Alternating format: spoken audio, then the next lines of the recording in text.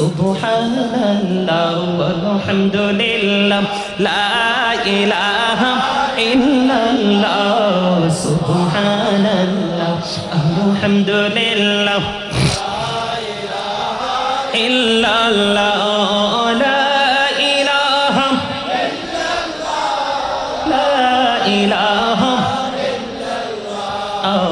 নবী আমার নহরের পুতুল জগৎ করলেন উজালা নবী আমার নহরের পুতুল জগৎ করলেন উজালা রোজ হাসরে করবেন তিনি উম্মতের ফয়সালা সুবহানাল্লাহ আলহামদুলিল্লাহ লা ইলাহা ইল্লাল্লাহ লা ইলাহা ইল্লাল্লাহ লা ইলাহা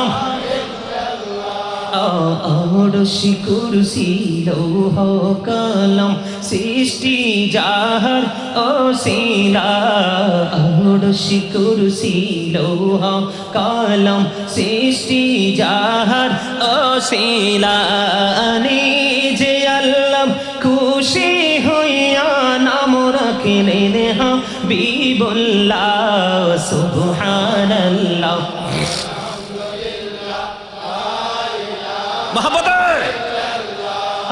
সুবহানাল্লাহ আলহামদুলিল্লাহ লা ইলাহা লা ইলাহা লা ইলাহা ইল্লাল্লাহ মুহাম্মাদুর রাসূলুল্লাহ সাল্লাল্লাহু আলাইহি ওয়াসাল্লাম জোরে জোরে বলেন আলহামদুলিল্লাহ। বন্ধুরি আমার, এই পৃথিবীর বুকে মানুষগুলো যখন বিপদে পড়ে সহকারী সাহায্যকারী চলে আসে, অভাব যখন তার চারপাশ ঘিরে ফেলে, কোনো আপন স্বজন তাকে সহায় হওয়ার জন্য চলে আসে, অসুস্থ যখন হয় ট্রিটমেন্টের জন্য তাকে হসপিটালে নিয়ে যায়, পৃথিবীর কোনো সমাধান তাকে রাখতে পারবে না, তখন তার ঠিকানা হয়ে যায় কবর। কিন্তু বন্ধু, কেমন করে বুঝাইলে বুঝবা গো, তোমার বর্জকি জীবনে এমন এক ভয়ানক পরিণতি হবে। আল্লাহ বলেছেন কবরটা ওপেন করে দিব, তোমরা সবাইকে কি করেছো আর কি করনি তোমাদের চোখের সামনে থাকবে। ডায়েরি হলো বন্ধু, কেরামান কাতিবিন লিখতেছে, বলেছেন ছুটে যেতে পারবা না, শক্ত করে ধরবো, হিসাবটা খুব শক্তভাবে নিব, কিন্তু যদি কোনোভাবে যদি তুমি পরাজয় বরণ করো, সবচেয়ে বড় ভয়ঙ্কর খবর, পৃথিবীর বুকে কত বন্ধু বান্ধব আত্মীয় স্বজন, তুমি কবরে যাওয়ার পরে তোমার খবর তো কেউ রাখবে না, কবরটাকে জিয়ারত করতে কেউ আসবে না, এবং তোমার সন্তান পর্যন্ত ধন দৌলত ভাগাভাগি নিয়ে খুনাখুনি করবে, মারামারি করবে, বাবা কবরে কি অবস্থায় আছে সেই খবর কেউ রাখবে না। আরো বড় খবর, আমার আল্লাহ বলে দিয়েছেন লা ইয়ামুতু, সেখানে আর মরতে পারবা না, ফিহা ওয়ালা ইয়াহইয়া, সেখানে আর বাঁচার সুযোগ নাই। আল্লাহ বলেছেন ওয়াহুম আনহা বিগাইবিন, সেখান থেকে পালিয়ে যাওয়ার কোনো সুযোগ না। People will not be able to live that day. People will not die that day. People will not be able to escape that day. বাঁচতেও পারবা না, মরতেও পারবা না, পালাতেও পারবা না। আরে বন্ধু, হৃদয়ে জানালা করে শোনো, একটু আগে বলেছি আলেমদের সাথে আল্লাহর ওলিদের সাথে প্রেম করো, তাদের সাথেই তোমরা জান্নাতে চলে আসো। কিন্তু বন্ধু, পাপী লোকের সাথে যদি সম্পর্ক গড়ো রে, তোমার ঠিকানা হবে বন্ধু জাহান্নাম, যেখানে শুধু অবর্ণনীয় কষ্ট আর কষ্ট আর যন্ত্রণা, সেখানে তোমার জন্য খাবার বরাদ্দ করা আছে। আল্লাহ কোরআনে বলেছেন যাকুম, জোরে জোরে নাউজুবিল্লাহ। এটার নাম কি? মুখস্থ করেন যাকুম। এত ভয়ঙ্কর, মুখের সামনে নিতে দেরি দাঁতগুলো খসে পড়ে যাবে, পেটের ভিতর একটা ফোঁটা পড়তে দেরি রে, ভিতর থেকে সবগুলো লিকুইড হয়ে বের হয়ে যাবে। বন্ধু, এই বর্তমানে যদি আপনাদের এই জায়গাটার নাম কি? হ্যাঁ, ট্যাকের দোকান। কি ট্যাকের দোকান? দলুই এনে আছে না? কোথায়? এখানে, এই যে এখানে দলুই সোনাইকোল টেকের দোকান, হাট হাজারি, চট্টগ্রাম।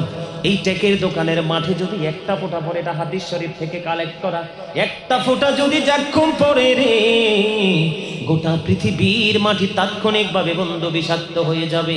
কিয়ামত পর্যন্ত এই পৃথিবীর বুকে কোনো শস্য জন্ম হবে না। হুজুর বাঁচবো কেন, বাঁচি বেঁচে আছি কেন, এত অন্যায় এত অপরাধের পরেও কোনো রিয়াকশন নাই কেন? কারণ আমার নবী যখন চলে যাবে, আমার নবীর প্রাণ পাখি যখন নিতে আসলো আজরাইল, জিব্রাইলকে খবর বলে দিলেন, রে জিব্রাইল আমি চলে যাব ভালো কথা, কিন্তু আমি চলে যাওয়ার পরে আমার গুনাহগার উম্মতের দায়িত্ব কে নেবে? আমার আল্লাহ জিব্রাইলের মাধ্যমে ডাকিয়ে দিলেন, জিব্রাইল আমার হাবিবকে জানিয়ে দাও গো, আমার হাবিব চলে যাওয়ার পরে আমার হাবিবের উম্মতের জামিন আমি আল্লাহ নিজে। পৃথিবীতে বেঁচে থাকতে পারবেন, কেননা মৃত্যুর আগ পর্যন্ত ক্ষমা চাওয়ার সুযোগ আছে, কিন্তু মরার পরে সুযোগ নেই। কারণ জীবন ভর মসজিদের খতিব সাহেব বক্তার আলোচনা করেছে, আপনি কর্ণপাত করেননি, টাকা পয়সা ধন দৌলত নিয়ে অহংকার করেছেন। আল্লাহ ডেকে ডেকে বলে, যখন তোমার কেউ ছিল না তখন ছিলাম আমি, এখন তোমার সব হয়েছে, পর হয়েছে আমি, যখন তোমার কেউ রবে না রব শুধু আমি, আমার কাছে আসতে হবে মনে রেখো তুমি, তোরা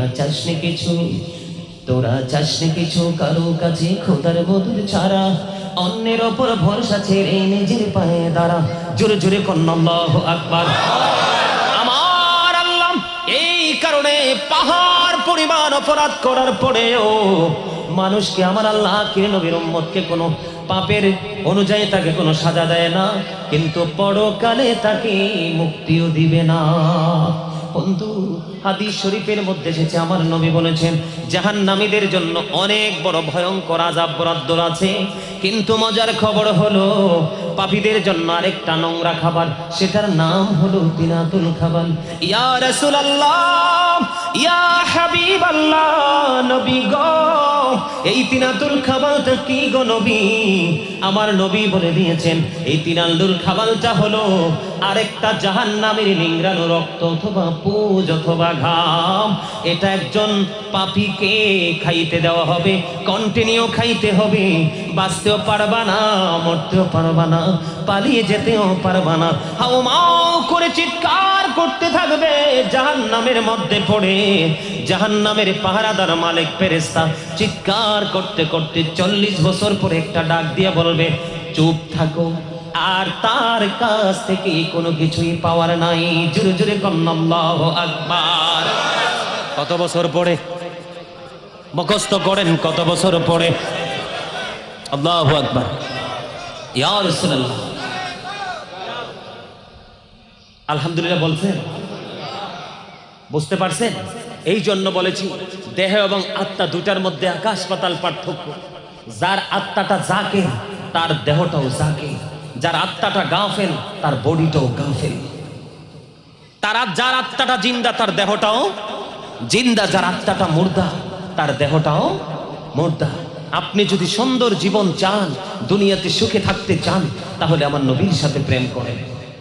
আমার নবীর সাথে যখন প্রেম করবেন, তাহলে অটোমেটিক্যালি আপনার জন্য দুনিয়াতে নিয়ামত, পরকালেও নিয়ামত বরাদ্দ করে দিয়েছে। এটা আমার কথা নয়, আল্লাহ রাব্বুল আলামিন বলেছেন, আল্লাযীনা আমানু, যারা ঈমান এনেছে, ওয়া কানু ইয়াত্তাকুন, এবং তাকওয়া অবলম্বন করেছে, লাহুমুল বুশরা, তাদের জন্য সুসংবাদ, ফিল হায়াতিদ দুনিয়া, দুনিয়ার জীবনে, ফিল আখিরা, এবং পরকালের জীবনে। জোরে জোরে কন্না সুবহান।